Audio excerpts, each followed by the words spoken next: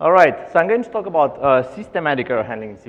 Systematic meaning we're taking an organized approach to error handling as opposed to sort of just incidentally, I'm going to use exceptions here, I'm going to use an error code here, I'm going to handle exceptions in various ad hoc ways. So let's look at some systematic ways to handle errors. After an introduction, I'm going to discuss two artifacts intended for error handling. One is expected, and the other is scope guard 11. Scope guard, you may remember, is an old article that Petru, Morginan, and I wrote back in 2001 or so. It was, incidentally, it was the most successful piece of software I wrote, which is kind of a bummer because I wrote it with a friend. I had to share that, the fame, if you wish. So scope guard was quite a successful idiom, and it turns out that in C++11 it can be made much better. So a lot of possible disadvantages of scope guard are gone in C++11, making the resulting code much more efficient and just as good from an error handling perspective. So, well, let's start with the definition. We want to be systematic, right? So error handling, I would say it's the collection of means and techniques dedicated to handling possible but unexpected and useless inputs. So why am I focusing on inputs? Because that sounds like, oh, so if I take care of what I'm doing with that file, that should be enough. Well, as it so happens, of course, the world is much more complicated, and the reality is a lot more complex than we might think. So error handling is about bad input, not about bad states. It's not about bugs. It's about data errors, not about errors that programs have made. And to substantiate that, let me actually contrast with general reliability, which is a different topic, which incidentally includes some of the error handling topics. So let's see. So we have error handling, which assumes working core, which means the basic assumptions of the type system are holding. If you put an int, you're going to find an int. If you put 42, you're going to retrieve 42 later, and so on, right? So the basic guarantees of the type system holds. The RAM works. See what I'm saying? The RAM works, right? Correct program, meaning, well, I have a program that is supposedly correct, free of bugs. We're not focusing on program bugs. But the program may have incorrect inputs. And that may mean like network inputs, might mean keyboard, whatever, file I/O, and so on. So the environment of the program is feeding erratic, if you wish, input into the program. Let's contrast that with general reliability, which is a very interesting topic, which means memory is not working. So you put data in it, you retrieve something else. Cosmic rays, a bullet through the motherboard could cause that. Actually, there's a famous demo with a guy who put a bullet through a motherboard, and the system, which will consist of like two computers, continued to work at half speed, uninterrupted. So it assumes the memory is not working anymore. It assumes the program may be incorrect. It assumes the inputs may be incorrect. So that's the only identical part. So general reliability, just to open a quick parenthesis here, has to do with things like, running two algorithms on the same input, vote, 2 or more, right? So you get a vote of 3 or more. You run on 2 different systems, compare and contrast the results, shut down, emergency, switch to manual control, you name it, depending on the system, and so on. So, the Mars probe has a lot to do with this kind of stuff, right? We're going to handle this kind of stuff, okay? So getting to error handling scenarios, as I said, we may have user input issues, file I/O, networking, environmental, device malfunctions. And by this, careful here, when I say device, that's not part of the core. They're connected to the system and they work badly. But the RAM still holds. I'm insisting on this notion of the RAM working because the RAM is the home of any guarantee you may hope about a program, right? So RAM is different. like file bytes on disk and whatnot, that's a different matter, but the RAM is important. All right. Reliability scenarios are different. So let's contrast, you see, so we have like error handling scenarios, and we have reliability scenarios, which are very different. Program bugs, unexpected state in the program, corrupted I/O, core memory failure, and more. So my hypothesis for the rest of this talk is the following. Very simple. Bad error handling engenders errors in the program. So it evidentiates errors that programs might have made. Then insufficient testing makes it improbable that, makes it unlikely that you test for all error scenarios, because errors are rare, and if you don't test specifically, like proactively for these rare cases, they're not going to occur very often. So they're going to occur, of course, in front of your most important client and so on. So insufficient testing makes it improbable that error scenarios, all error scenarios are going to be covered. And what's going to close the cycle here is that legit errors, input errors, are going to lead to corrupt programs. And of course, if you were to choose, where would you focus your efforts on? Let's see if I chose the same. I did. All right, so we want to stop the issue at its core, because it's the bad error handling that is going to create the metastable states in our program. Is going to reveal states that the program wasn't prepared to handle, like you have a negative date and you have a 0 day and things like this, which are like odd, and the program is not prepared to handle. So it doesn't that state doesn't make sense. It came from an invalid input early on, and it reveals an insufficiency in the program.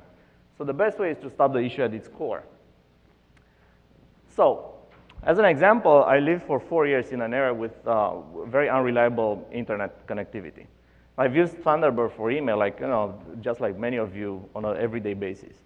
And actually, in Thunderbird, it's a very good analysis to see just how bad error handling can be done. Because I wasn't kidding. I'll let you know when I'm kidding. I'm not kidding.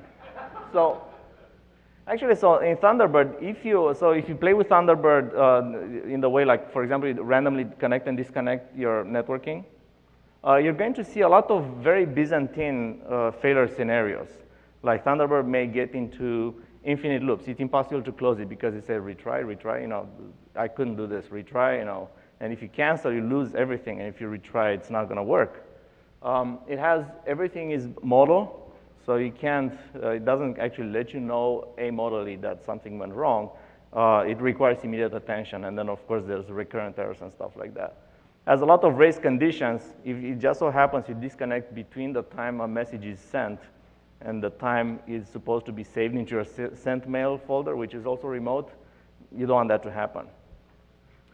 Has metastable states and broken core invariants. What I mean by broken core invariant, like when Thunderbird started, it was very nice because it was a small, reliable program. And with time, more features crept in. And unfortunately, they eroded like very core functionality. You can actually get screenshots in Thunderbird when the message highlighted on the left pane, the message highlighted in, the header highlighted is not identical to what you see.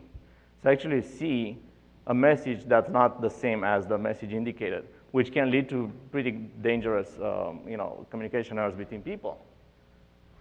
So, leaving that all aside, let's discuss some implementation. So let me start this discussion on expected with, there's no code available for expected. There is code available for scope guard in Facebook's Folly library, which is our public C++ library. It's on GitHub. Expected is new enough to not have yet an implementation in that code base. But I'm going to give enough implementation directions for you all. So the motivation of expected, I'm going to tell you what it is after giving the motivation.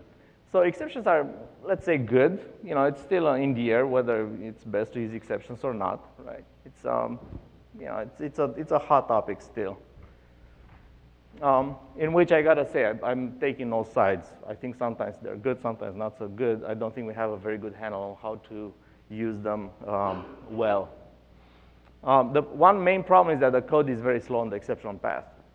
So we've had that Facebook, we've had this, this issue. We use exceptions to handle errors in parsing some data. And it turns out that sometimes you want to parse in an integer if it's an integer, otherwise you want to skip it and parse some text. It's just a choice.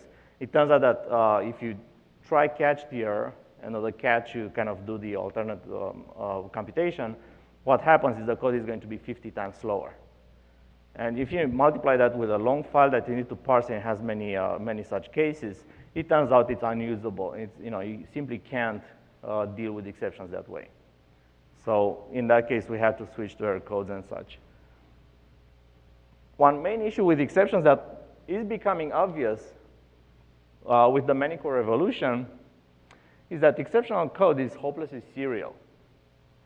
So exceptions, there's only one in flight. I mean, how quaint is that, right? There can be only one exception at any moment in flight. If you want more exceptions in flight, you gotta have more threads. But then there's no obvious way to collect them together. So there's additions to standard for handling such cases. But in any given thread, there's only one exception that's there, right? It's kind of weird.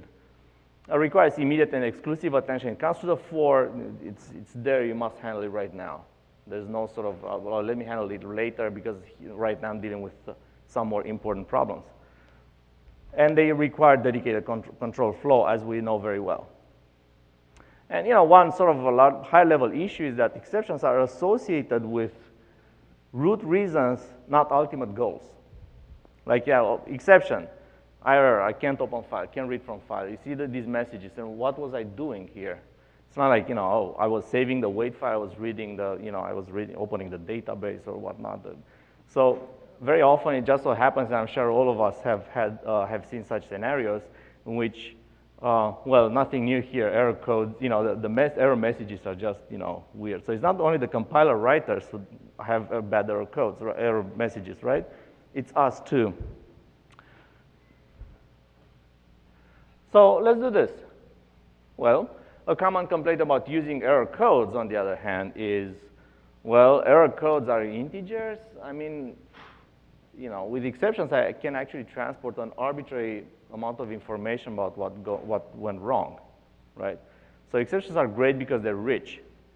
So I can say, well, this didn't work out because this happened, couldn't open the database. While I was opening the database, the password was not very good. And you can actually transport any amount and any kind of information with an exception. With an error code, it's kind of, gotta predefine them. I mean, we all know how it's like to have int as the only information about an error. So the obvious solution, the key insight here is let's make exceptions be the error codes. So all of a sudden we have error codes that are infinitely informative, just like exceptions, but they don't have all the drawbacks that we just discussed. All right, what would that look like? What would you think? Yes. You just derive from studio exception. Yeah, so that as far as the error defining the error codes goes, yes, you would derive from the exception hierarchy. And to transport that kind of information, let's do this. Expected of t is either a t or the exception that prevented its creation. So I have an expected, I'm expecting that it's a t because that's the more frequent case, right?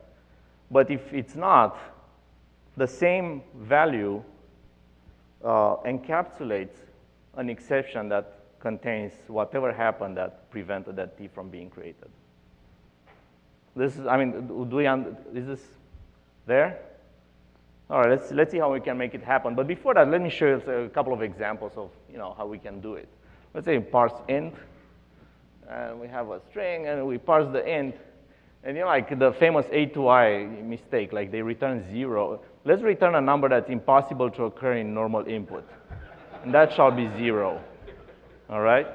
Actually, it's kind of funny because like the work, so you parse, you return 0, and if you return 0, you gotta go back to the string and see, does it look like a 0? Because if it does, it's legit, right? Otherwise, it's not good, and you need to.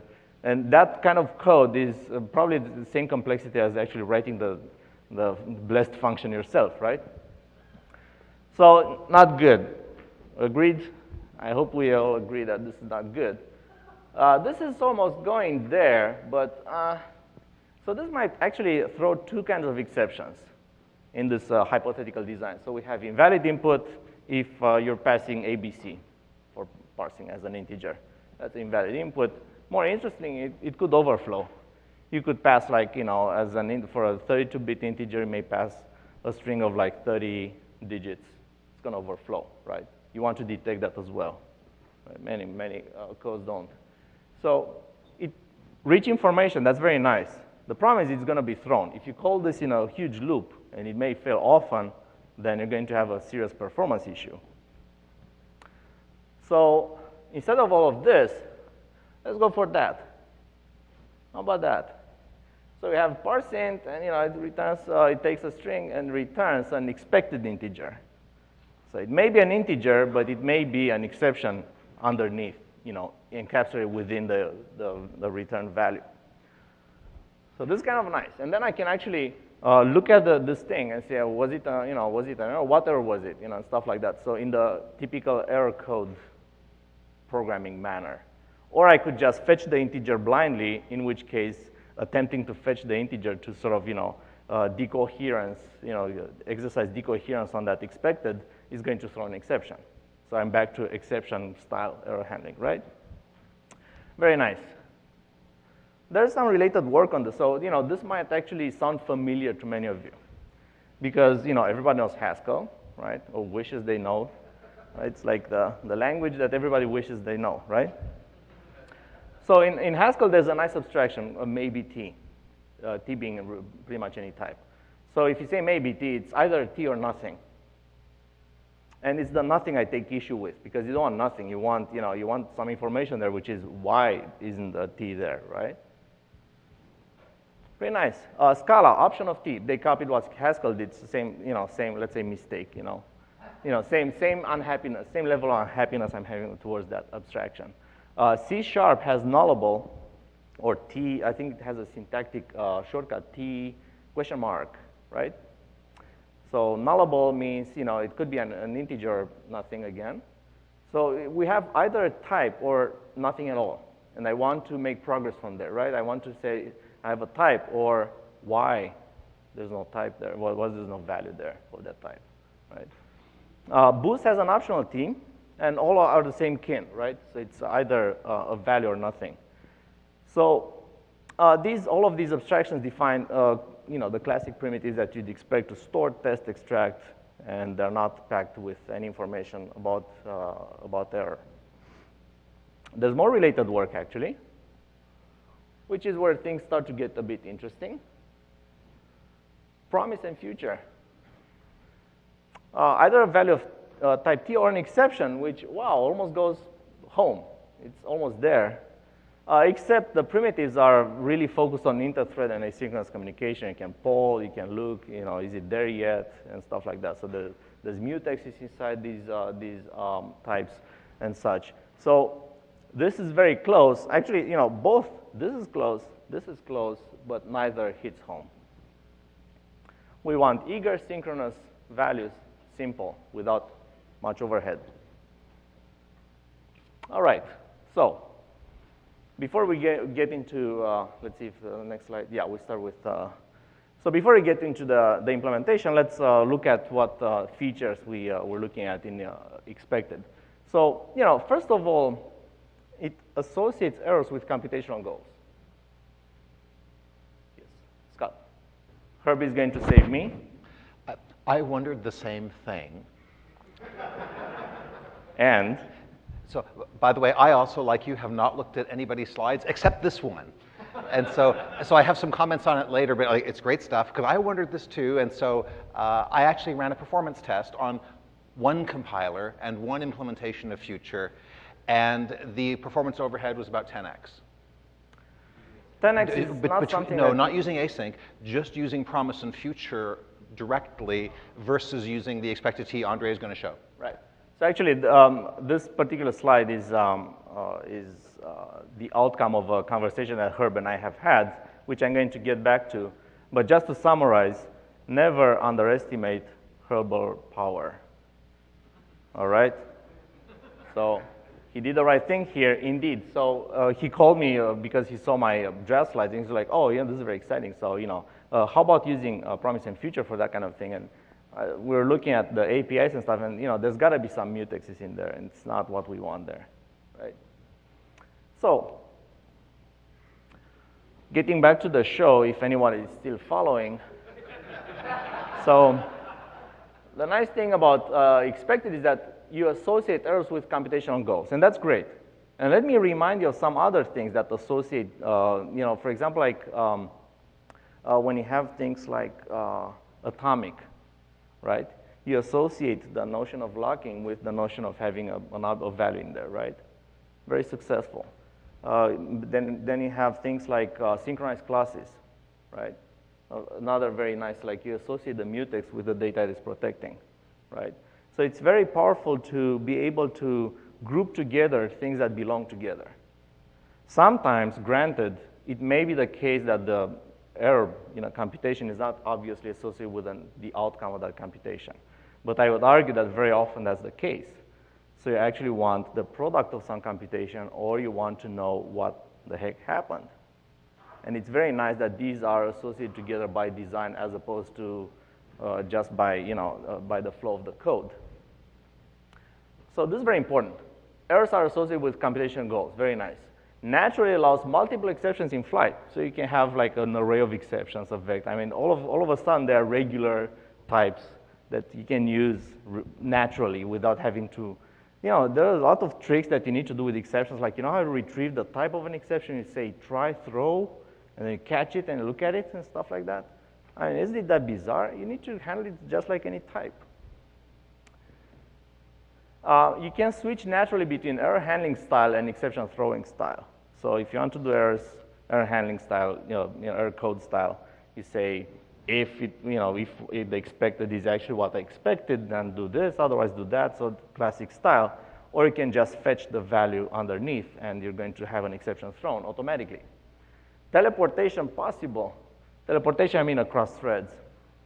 But you can not only teleport across threads, but you can actually teleport unexpected across no-throw subsystem boundaries. And you can teleport across time, save now and throw later, which is a very nice artifact.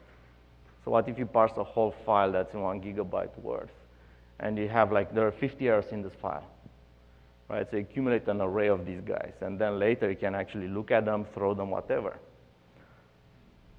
You can collect and group and combine exceptions, which I think is a woefully underexplored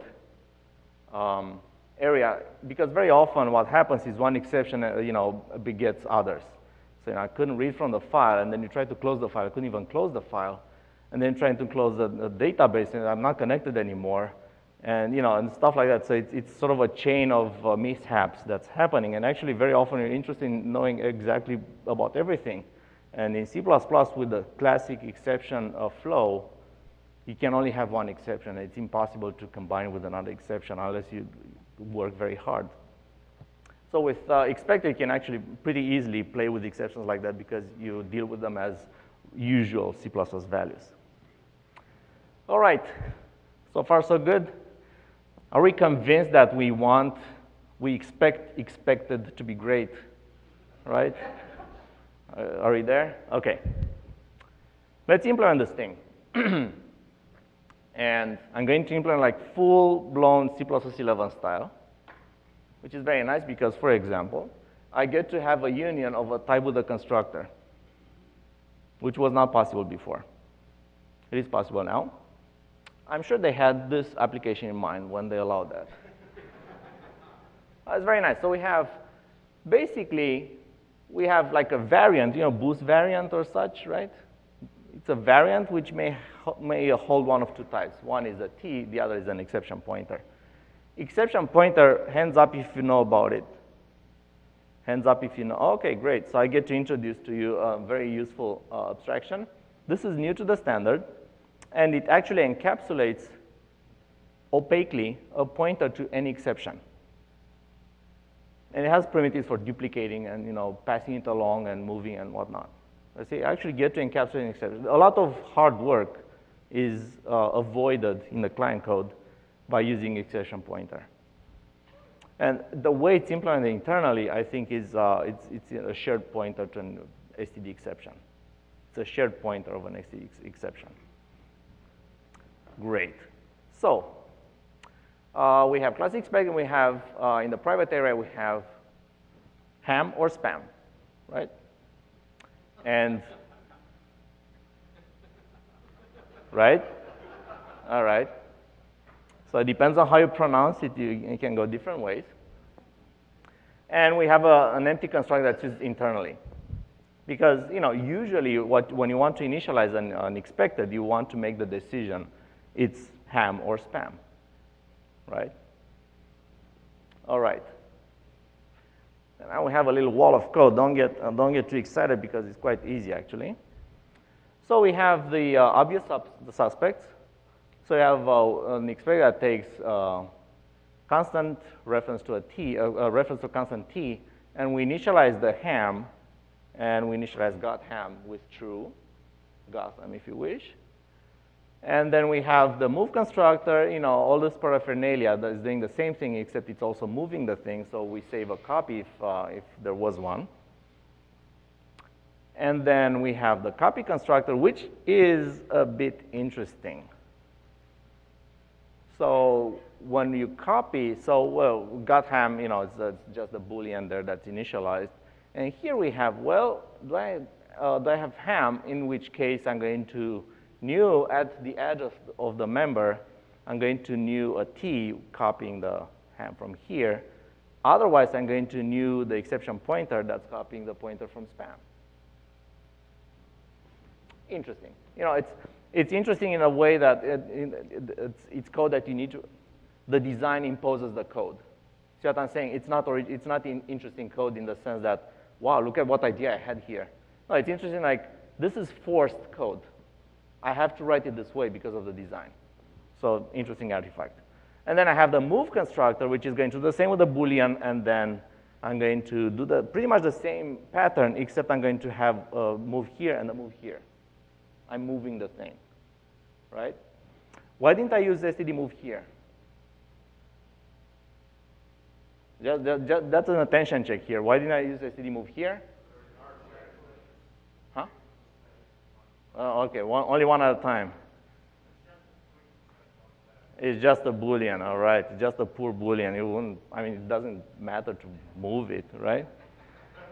Again, attention check. That half attentive, that half not so much, all right? I'm looking at you, all right.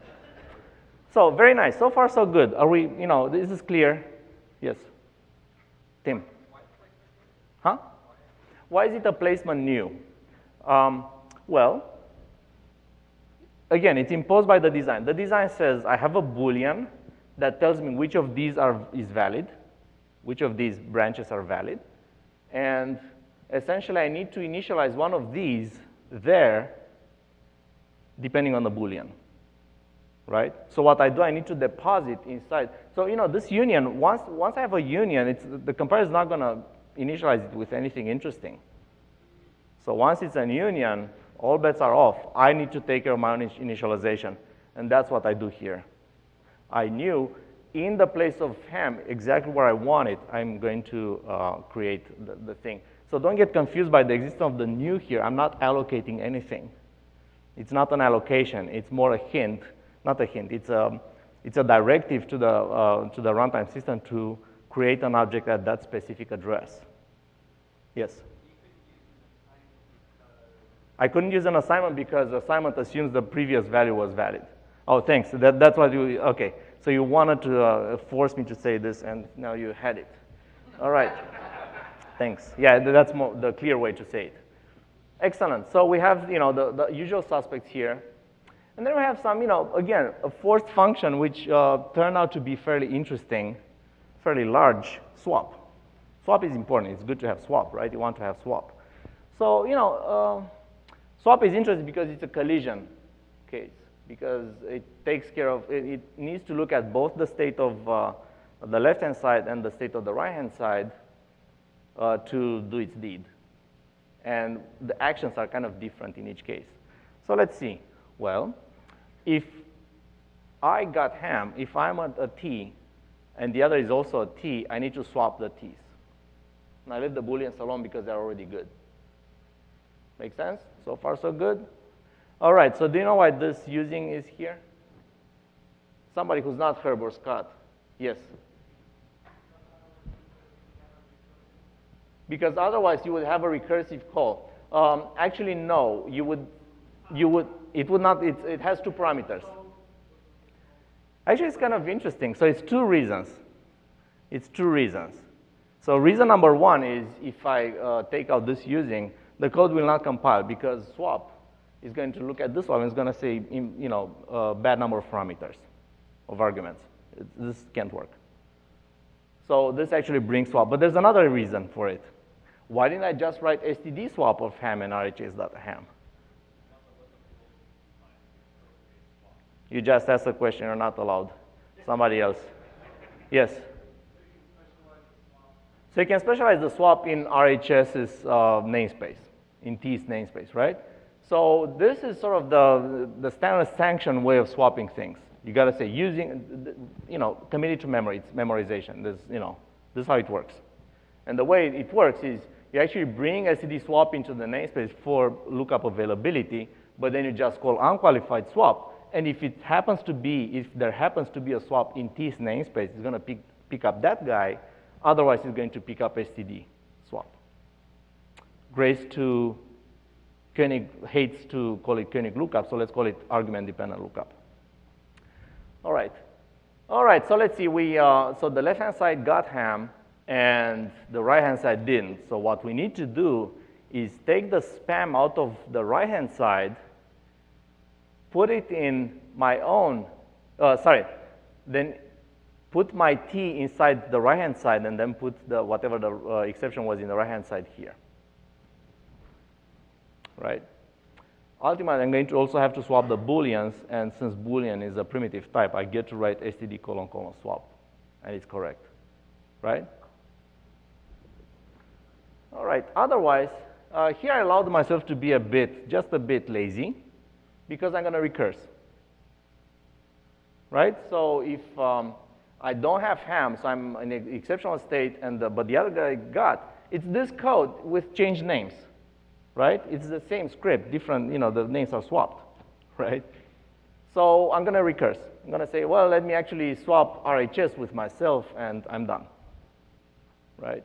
The runtime cost, there's going to be a couple more tests, right? And in the last case, I only need to swap the exceptions. And again, I need to swap the Booleans, and I'm going to need to swap the spam, the exception pointer, which happens to have a swap member. Make sense? I have 4 cases, 2 Booleans, 4 cases. We simplify in one case, we handle the others as they should, right? All right.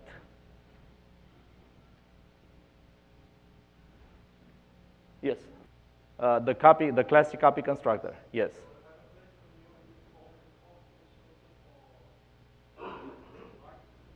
Here? Yes.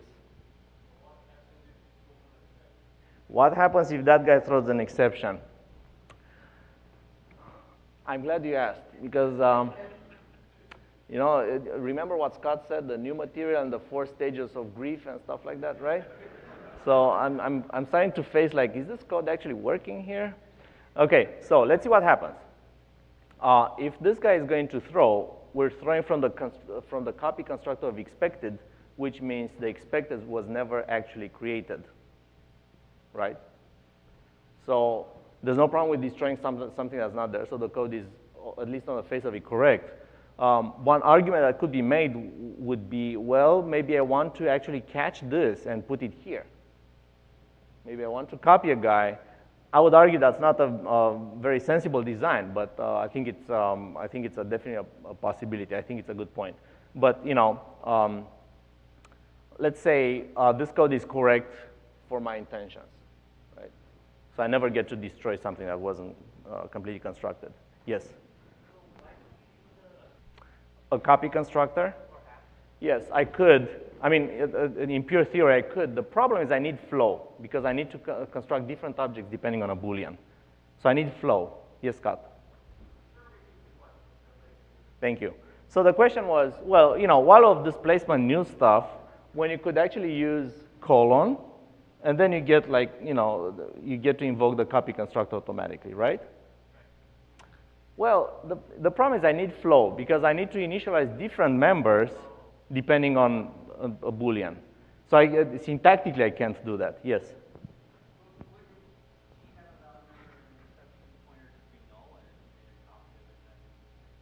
I don't want to copy null over T because the T may be there. It's a union, okay? It's not a struct. So I could actually, I could have an easier life if I didn't use a union here, but actually this can save us quite a bit of space, right? So I'm having this packed design, if you wish, because I know only one is going to be effective, right? So I want to save some space, which leads to some of these contortions. All right, and finally the destructor, again, is sort of interesting syntactical detail here that I wanted to share with you all. Okay, let's see. Well, if I have ham, I need to destroy the ham, right? So I say ham dot, you know, destroy T. Otherwise, I need to destroy the exception pointer. Why this using here?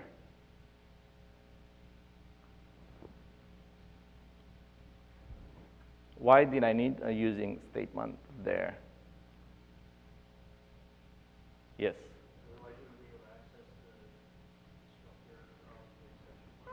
No, it's actually much simpler than that. So you have spam dot, you know, tilde, and then you would need to put std colon colon, right?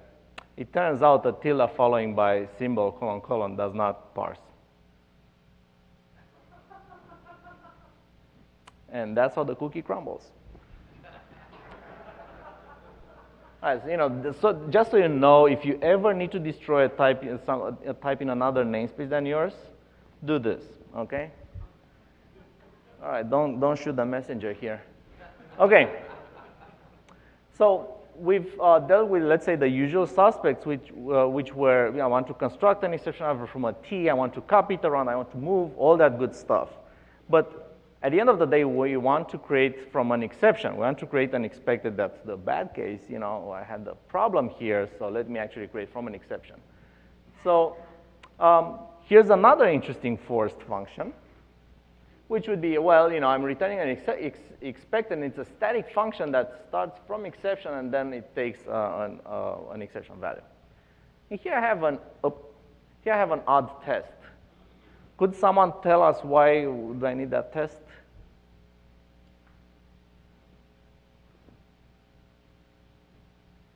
All right, I'll tell you. I have no idea. Okay, I'll tell you why. Here's the thing. Exceptions have ambiguous gender. They're an odd type. Like exceptions as a kind, if you wish, as a class of classes, are bizarre in the sense that they are at the same time value types and polymorphic types. They are value types, so when you want to throw them around, when you throw by value.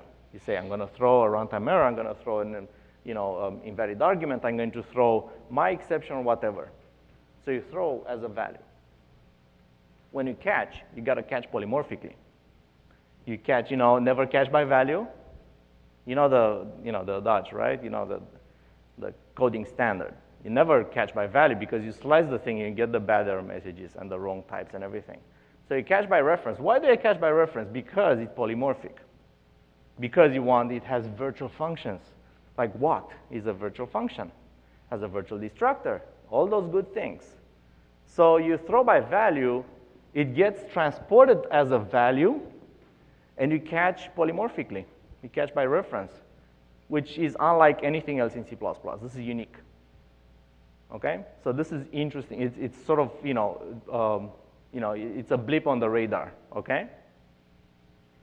So when we realize this, we also realize that we need to handle exceptions with particular care. like in this example here, I'm taking a const E reference exception, which may lead us to believe that we're dealing with a value because it's an economical pass by value, const reference. Everybody does that, const string, right? So this does not betray the polymorphic nature of the object. Therefore, what I'm going to do, I'm going to insert a runtime test here to make sure that the dynamic type of the exception involved is the same as its static type, to make sure that I don't have an inadvertent copy in there. If I had, at this point, I would have slicing, because I would copy a fragment of an object. Make sense? Questions? All right, so that means it doesn't make much sense. So this is a classic test. You're going to see this test. You should insert this test whenever you deal with exceptions because you must make sure that at all points in your computation, you preserve their being polymorphic. And you're going to see the test in cloning scenarios when you want to clone polymorphic objects and you want to make sure that the clone is of the same type as the original, right? So these are two classic scenarios. The first one was, was figured out years ago. This is rather new. Yes. All right. So there's a bit to explain, and actually, Herb, I'm going to destroy him in the process of doing so. But let's start with again with the usual suspects. So expected means either a T or an exception. Yes. How do I initialize it? Well, I know how to initialize it from a T because I do this. I have this constructor. Now I like move constructor, but this is important. This is the important tidbit of information. I have expected of int. I have expected of int, and I initialize with 42. It's going to work because of this constructor, right? What if I want to define an expected of an exception? Well, I could write a constructor that takes an exception, right? But then, how about this? What if I want to, all right, so what if I have a expected of string, and I want to throw a const char star? Wow, this is interesting because const char star converts implicitly to a string. So if I try to define a constructor that takes a const char star, then that guy is going to actually go to the string or actually be intercepted. And either way, I might get what I wasn't expecting. I either want to initialize with a string. I say expected of a string blah, blah equals hello world, right? And it goes to the exceptional case. Where was the exception? Oh, it was because it's const char star, and that's a better match for the exceptional case. Oh, wow, so this is interesting. So at this point, another sort of weird scenarios. What if I have an expected of float, and I want to throw an int? Oh, wow, so you say expected of float, if you initialize with 0.0, it's going to work. If you initialize it with 0, it's not going to work, because it's going to go to the exceptional case. So we have all of these weird cases in which the exception is close enough to the type that the spam is close enough to the ham that it makes for confusing and ambiguous cases. Because of that, I decided against Herb's advice, which is gonna tomorrow morning he's gonna destroy all of this. He's gonna make it hack all over it. But today I got a microphone, okay? So I'll destroy it on Wednesday. All right. So in this case, we have a constructor that's the classic way, which means constructor means ham. And then I can't afford to define another constructor for spam. So what I'm going to do is I'm going to say, well, let me define a static function that returns an expected object, and it takes an exception as an initializer. And that way I can syntactically distinguish the ham case from the spam case. Okay, I see some nods in the audience. Yes?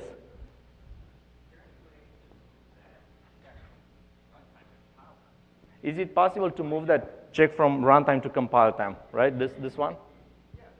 Okay, well, it's, the short answer is impossible.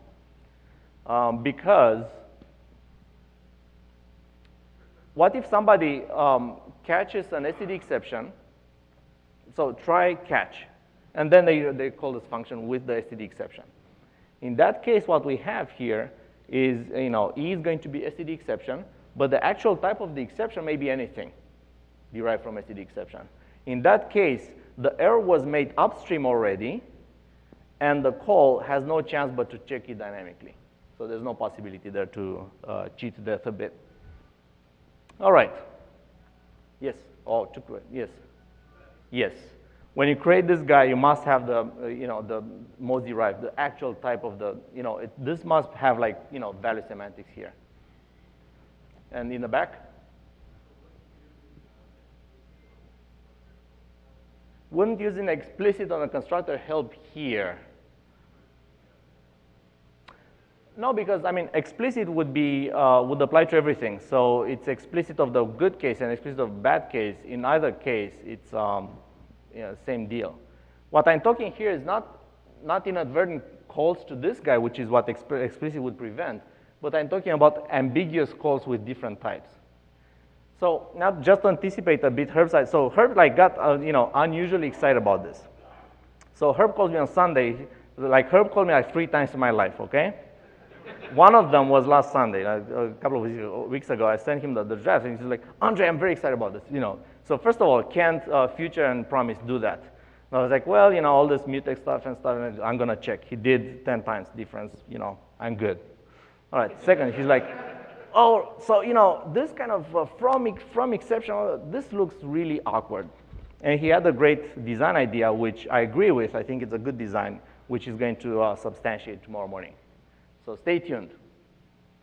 So right now we have building from exception with an exception object, and we also have sort of by necessity from exception with it just so happens somebody has an exception PTR, and again, that's good. And here we have all sorts of weird cases. What if I want to build an expected of STD exception? That's a bizarre case, and maybe some people might want to expect an exception. And in case that doesn't work, an exception is going to be thrown. So it's all of these corner cases that make this design sort of difficult to put together. And this is one of the solutions that I came up with to put it together. Another case is like, what if I have an expected of exception PTR? It could be I'm expecting an exception PTR, and if not, I'm going to have either an exception PTR or another, which is, again, it's all about that Boolean there in the got ham. So finally, I have from exception with no arguments. In that case, I'm going to pick the current exception. C++11 added the current exception function, which returns whichever exception was in flight. And if there was no exception in flight, the program is not going to terminate. Fortunately, it's going to return like the null pointer to exception and stuff like that. So to access, we need to sort of complete the API here. So we have some, again, some usual suspects here. Well, we have valid, did I get ham here?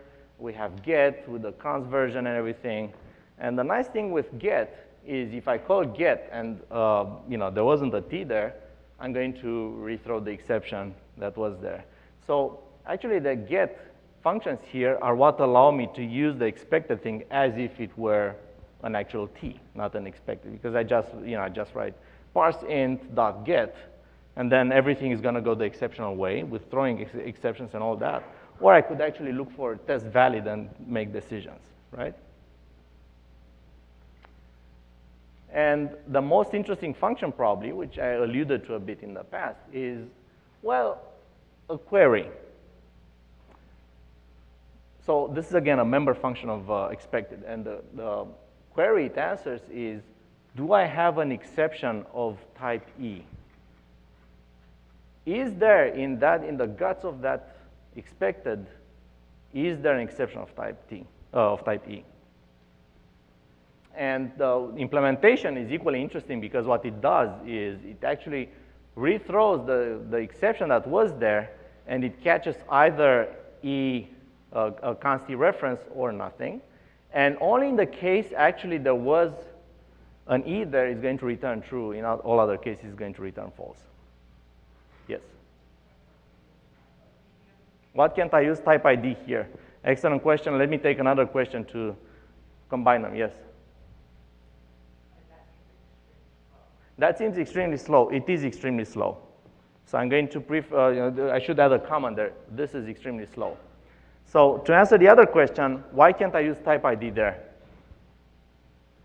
Because of the way exception PTR is designed. The way exception PTR is designed is it encapsulates an exception, but you don't have access to its type. You can only rethrow it, copy it around or whatnot, and rethrow it, but you can't actually get access to its type. Scott? It should be, so Scott pointed out that even though it's called exception pointer and it has the copy semantics of a shared pointer, if you wish, it actually doesn't have dereference this pointer, so you get back the exception. It's untyped. So it's not exception PTR of T. It's an exception PTR that's completely opaque. It's like, it's like a handle, right? So we can't use type ID here because there's no, there's no query available for exception PTR. So this is, yes, extremely slow way to probe if a particular expected contains an exception type of a particular base. Yes? The question was, well, since you have functions that can still throw, doesn't part of your argument get diluted because you mentioned all of these things that you want to do the non-exceptional way? Actually, this page is, I put it together with this purpose in mind because I have the valid here at the top, which is important. Because if I call valid and it returns true, get is going to guaranteedly not throw. Right? So the idiom in which I don't throw is if valid, get, and else I'm going to do the whatever exception case. So my point is here that I have the chance to get without throwing. Because I call valid. I can guard my code by calling valid. And that's valid actually enables this style of error code checking. The compiler doesn't know that. That is correct. What the compiler will know is actually it can actually get rid of this code, the inliner. So because after inlining you get like got ham, and got ham is known to be true, and actually the compiler is going to actually it's going to eliminate this code. So this is an easy target because these two functions are obvious candidates for inlining. And since they are like together, you get rid of this. And since you get rid of this, actually the compiler may actually think a little bit ahead and figure there's no throwing going on in some cases. But there's no guarantee here, so your point still stands. At least in theory, there's no way to inform the compiler some code is never going to throw. Informally, you can get that guarantee. All right. Okay, well, icing on the cake. From code. Okay, so let's see what this guy is supposed to do. So we have f, which is actually a lambda. And then I say, well, I'm going to give you an expected, this is again a member function, it's a static member function, and I'm getting, from some code, I'm getting expected, which goes like this. Well, either I'm going to return expected initialized with fun, or if that code throws, I'm going to return from exception of the current exception. And the nice thing is, you actually get to say, auto R equals expected of string from code, and you put any code here that returns a string, and you just collect the string. Make sense? So again, what I want to do is initialize with some lambda, some lazy evaluation if you wish. And what this initialize is going to do is it's going to execute this code and initialize the result appropriately, either with a legit string or the exception that produced the string. Again, this is icing on the cake. It's nice to have. It's nice to have, like, I'm just initializing from some code instead of actually executing some code and then initializing the thing. Makes sense? Question about, yes? Is there any way to inform the compiler that f must be a lambda? No, but I can tell you there's a way for the compiler to inform you it wasn't. Right?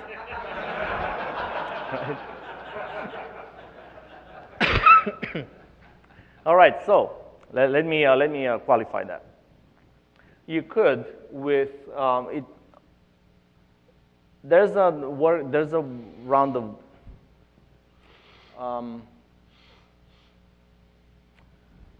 There is not a reliable way, because I don't think C++11 contains any way to say, does f represent something callable? Is it, Herb? Probably tell if it's callable, but there's no way to tell it's a lambda. Certain kinds of lambdas do happen to have a particular type, but that's only if they don't capture anything, and only certain lambdas. It's just another function object. Usually I would ask, why would you want to know? Maybe you'd want to know because you have overloading and such going on. I mean, the general case, and you want to prevent other cases in the in the expected code. You want them in the client, like the classic reasons. So then you don't really care if it's a lambda. You care if it's callable. Right. Then any function object. I mean, the lambda just turns into a function object. Right. That's why you Is can't there a way distinguish. to say if f is callable? If we had concepts, Bjarne would say we should have concepts for callable. Or if you had, constrained templates. But I believe you can do it with enable if and a callable meta function, but I'd have to try it to be sure. Right. So enable if would be the obvious route.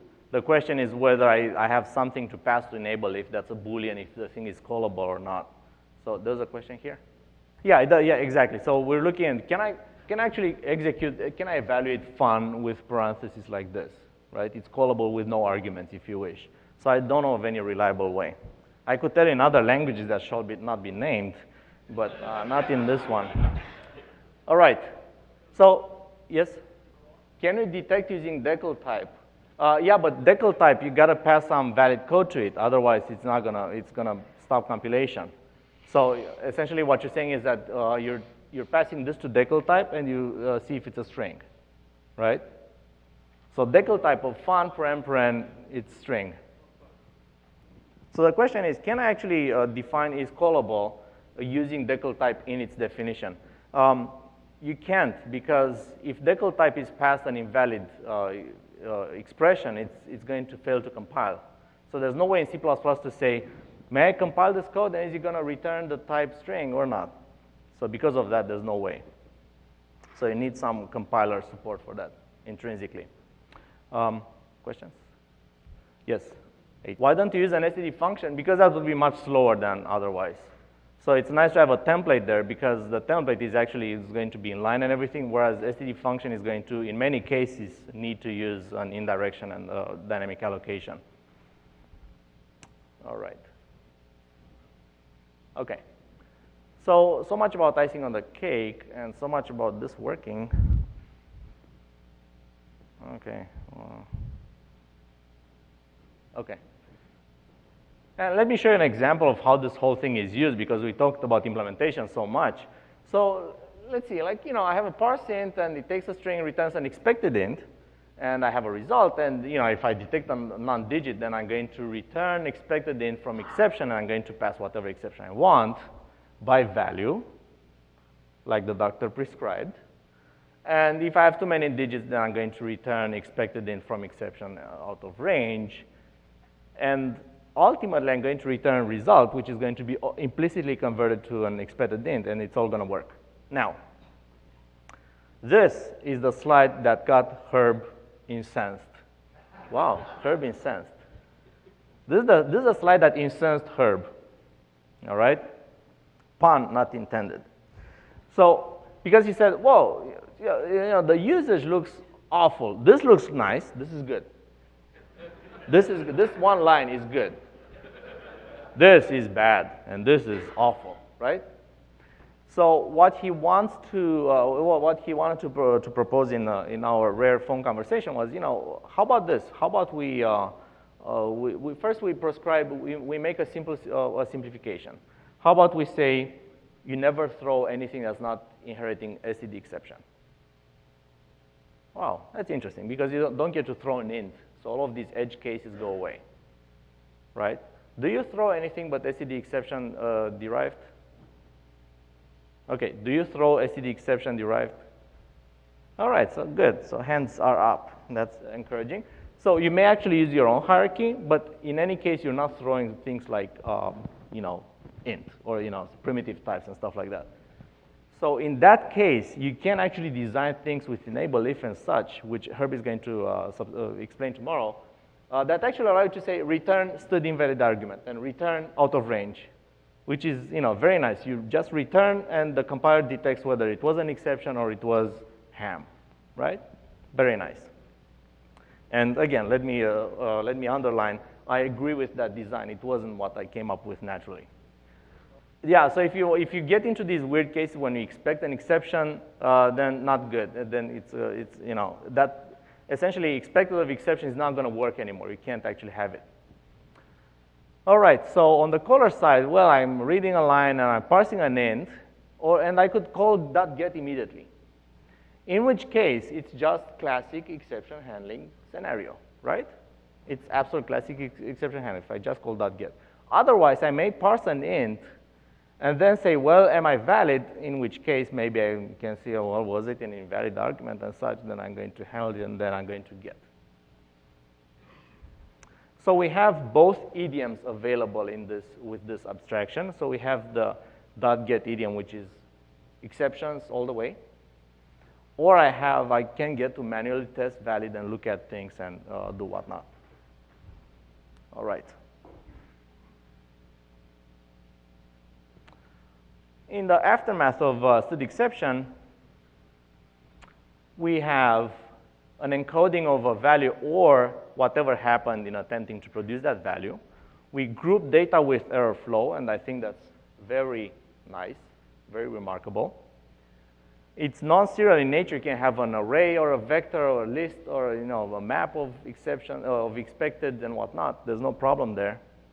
It supports two different types of coding, the classic error handling and you can actually have arbitrarily rich error codes, which is a net gain.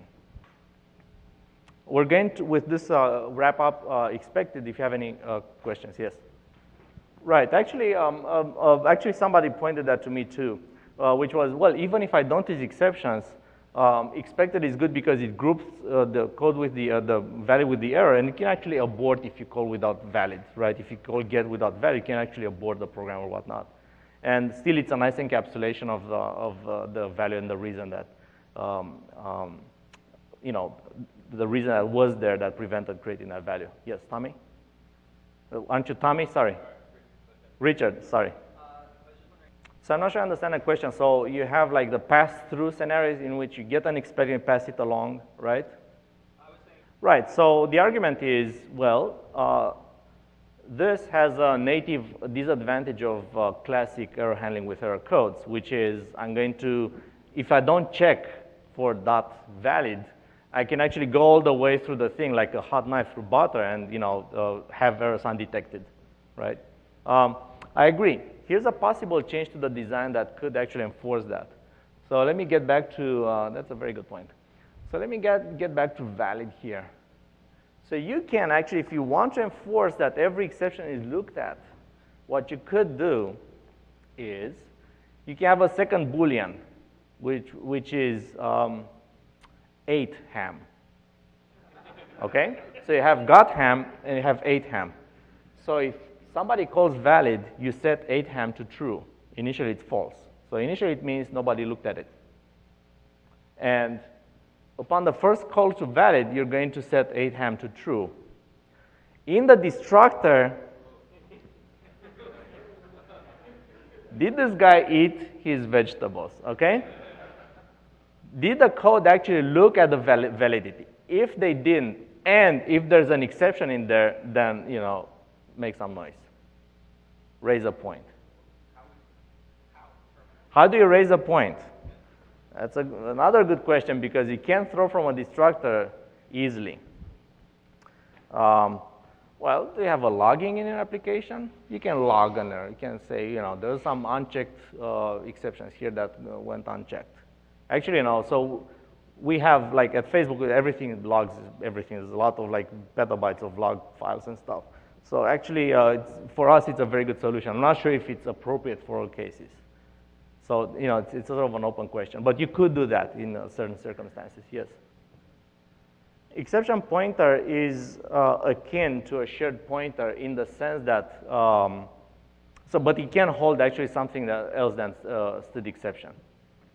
And the way it works, it's a type erased shared pointer. It's like shared pointer to void, because that's engineered to use type erasure to call the right destructors and whatnot. So yes. It's not a good time. I think the destruction time is a bad time to make a lot of noise. But yeah, I'm just mentioning that as a possible design. If there's a better design, I don't see it right now. So I agree that it has these advantages. All right. So with this, we're wrapping up the expected abstraction, and we're going to move on to ScopeGuard 11. I'm going to not describe the original ScopeGuard. I'm going to sort of interpolate a bit. I'm going to insist on the new implementation. Again, I should mention, if you go to github.com/facebook/folly, you're going to see a very nice library, some of which I've worked on. And it does have an implementation of ScopeGuard. All right, so the old ScopeGuard was introduced in an article back in 2000, wow, 12 years ago. And actually, I still have people writing me email asking, you don't have a legal attribute, you don't have a copyright attribution in your code, can we use it? And actually, yeah, that's true. So I have like lawyers writing me email. So our developers want to use ScopeGuard. And it doesn't even say it's in public domain. The reality is, in 2000, I was not very sophisticated with those matters. I'm not now even, but back then I was even worse. And I just put a code as you have the code. It doesn't say like, this code is in public domain. So I sort of, and then there's Joshua Lehr, who improved ScopeGuard a bit, and I'm forwarding all of his emails, all of these emails to him, and it became a sort of a problem. So just so you know, I grant, it's in public domain, I grant every use of that code, which actually is not, finally it's obsolete now, so we get to use the properly public code. All right, so it makes transaction code linear. I'm going to explain in a minute what that means. It's lightweight RAII idiom, and it scales well to transactions containing many steps. So let's see. Very generally speaking, whenever we want to do some action, we might have some cleanup to do. May or may not, right? And after the action, we may want to execute something after the action. And if the next step didn't work, we may need to roll back whatever the action did. So we have four notions. First, we have a notion of action. Second, we have the notion that I always need, after I've done this, I need to do that. And then I'm going to have like the following steps of the, after the action. And in case the following steps fail, I'm going to need to do some rollback. This is a very generalized flow of work with general like composing actions. So, let's look how we typically implement them. Like in C-style code, we go like, let's assume action returns a Boolean. We go like, well, if action, then, if action succeeds, I'm going to always do the cleanup, and I'm going to do the rollback only if next failed. So far, so good? I'm sure this is a pattern that we semi-consciously wrote like, many times. So this would be a C-style sort of doing things. Then I have like, I'm calling this is no typo. C+. I've seen this term like, oh, you're using C+, which means C and classes and overloads. That's pretty much, and virtual, maybe a virtual here and there. And that's C+. In C+, the way we do this is, well, we define a nice class, and then we say, well, in the constructor, I'm going to do the action. In the destructor, I'm going to do the cleanup. And then I need to sort of do this awkward thing. Well, I'm going to try next action, and if it didn't work, I need to roll back and then rethrow. Again, this is a pattern that I'm sure many of us have written many times. So the problem here is when we start discussing composition. When we start discussing composition, it gets a whole lot more complicated, because composition means I have two of these, right? And I need to compose them. Well, and what I did was, I'm not even sure it's entirely correct, but what I did was this. I took this, and I replaced next with the whole expansion of the next action, right? So there we go. So if action 1 And if action 2, then if next 2, then rollback 2, rollback 1 in this order. So I need to roll back in the opposite order, destructor style. And then I need to clean up 2 because action 2 has succeeded. And then I need to, if action 1 succeeded but action 2 did not, I need to roll back 1 and clean up 1 and so on. So, you know, I'm not claiming this is something I should do. I'm just saying natural composition actually leads to this, right?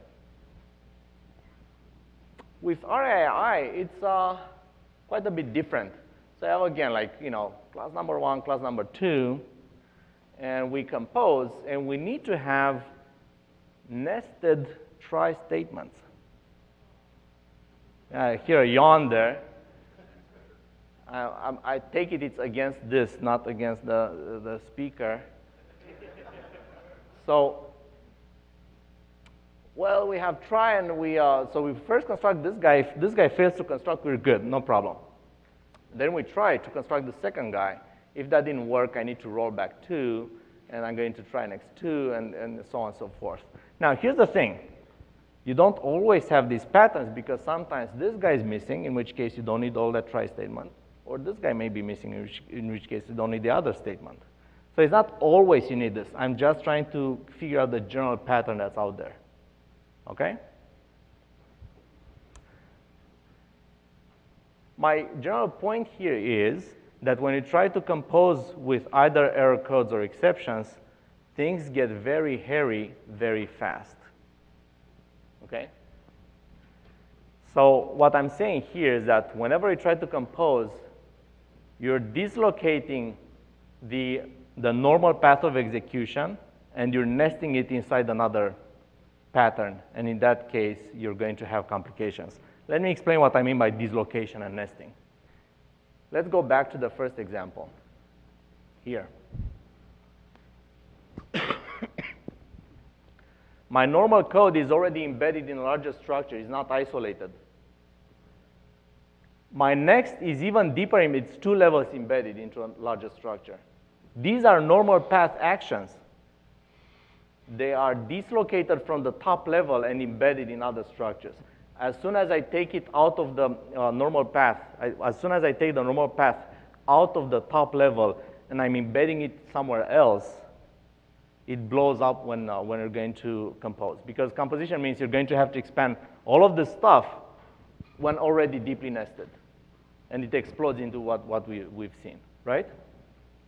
So the failure here is to recognize that the normal action code should not be dislocated from the top level. This is going to become a lot clearer when you're going to see where I'm going with this.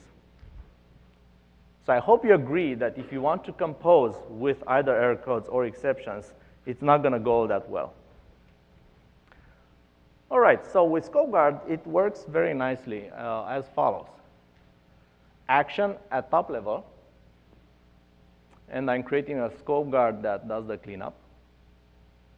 And I'm going to have another scope guard that's the rollback. And then I'm going to do next, and if next succeeds, I'm going to dismiss the rollback. And if next throws, then this is not going to be dismissed, so the rollback is going to be in effect. There's no explicit flow here. And this does everything that the other 3 examples do, composed, right? Let me clarify. This is actually working code. So scope guard is a function, and it takes a lambda. Another function calls a lambda. So scope guard actually takes a lambda and promises me that it's going to call its code in the destructor. Unless I get to call dismiss, in which case that call is not going to occur anymore. Make sense? And the advantage of it all is that right now I have no more flow of control going on for the normal path. Yes?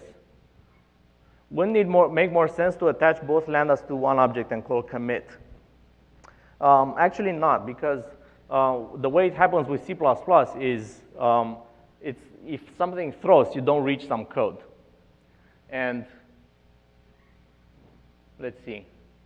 I think you can find some examples in which committing, like you explicit commit would make more sense, but I think most of the time you want to actually roll back things. You want to undo things. This is more closer to usual C++ style. But I think you have a point that the alternate route in which you say, well, I'm going to say G2, and I'm not going to call this unless you commit, in which case it's going to happen. But the classic scenario that I've noticed again and again in code is people do actions, and then on the exceptional case, they actually want to undo them. So, I think that would be a valid design too. All right. So this is actually working code. And what's nice about this? Composition. How about this?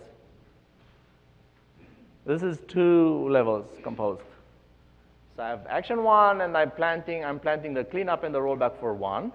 Action 2, I'm planting the cleanup and the rollback for 2, and then I'm going to do whatever is after the second action.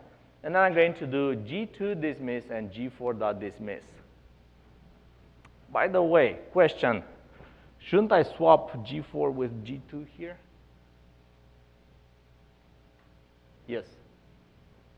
The destructor will be calling in reverse order anyway, but my point is, shouldn't I dismiss the guards in the reverse order of their construction? Because the destructors, I agree, they're going to be called in reverse order, but shouldn't I also do the dismiss action in reverse order? There's a simple answer to that. Yes?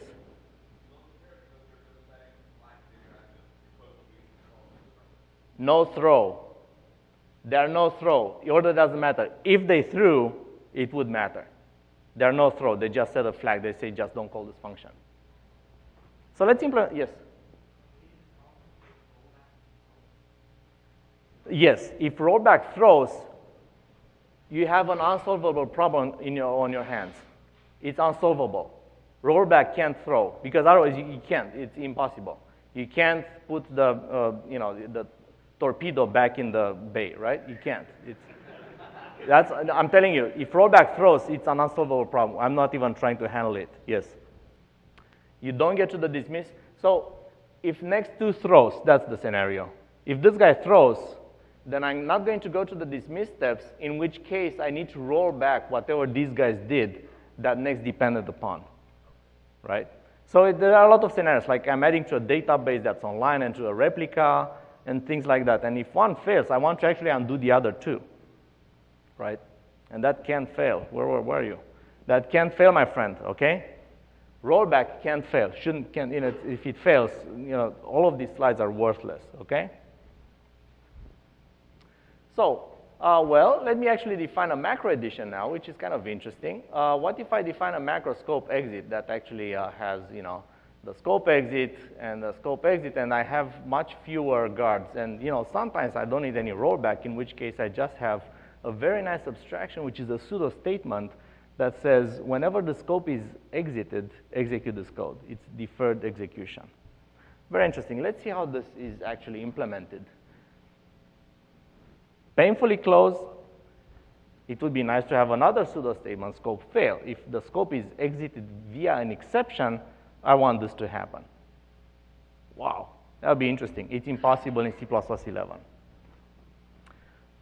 I've tried valiantly to do this at Facebook. I failed. I was like, GCC assembler, I would do anything. It was impossible.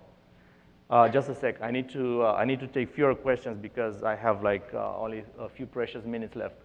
So it's impossible, but Herb and I, want to talk about this on how to integrate this within the next TR to make this actually possible, because it's extremely useful.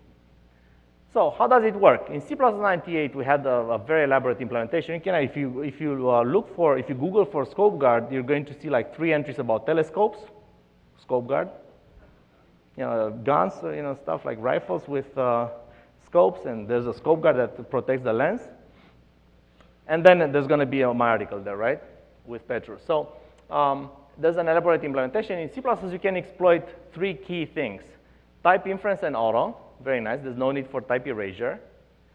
We can exploit lambda function because we can defer any code for execution. And move semantics, there's no spurious double cleanup, as I'm going to show in a minute.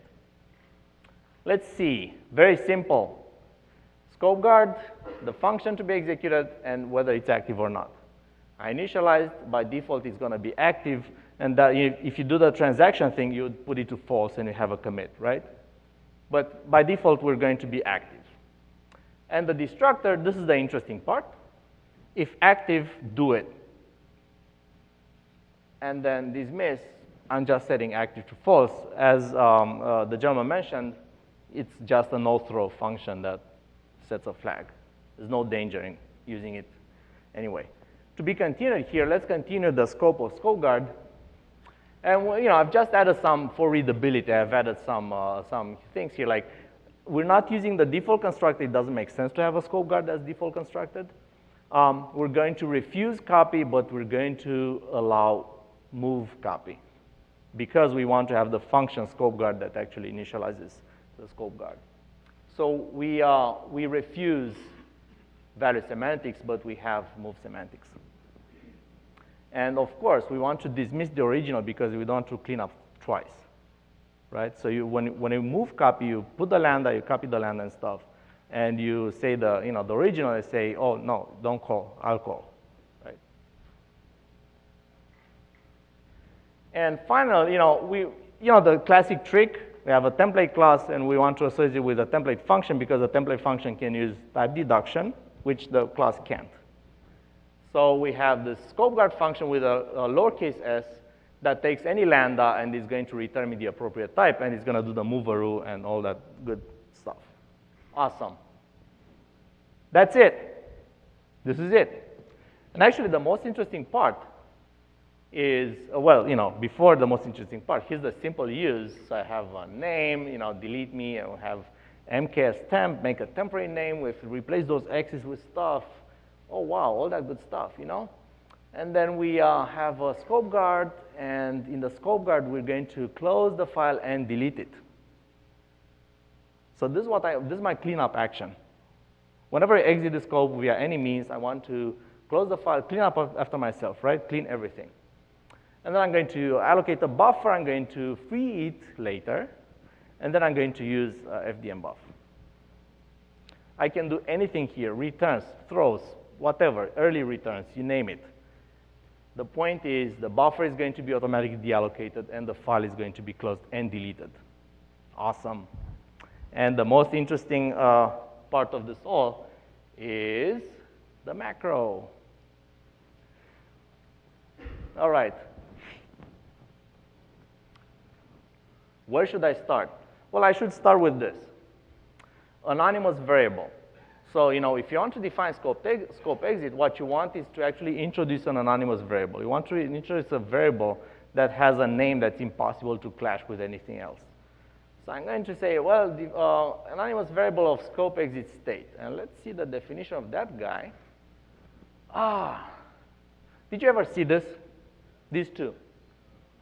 Hands up if you've seen. Oh, all right. No need for explanation the -1 minutes I have.